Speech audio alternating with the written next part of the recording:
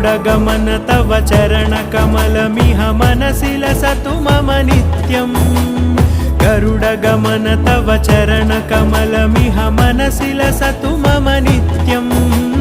मनसि लसतु मम नित्यम् मम तापमपाकुरु देव मम पापमपाकुरु देव मम तापमपाकुरु देव मम पापमपाकुरु देव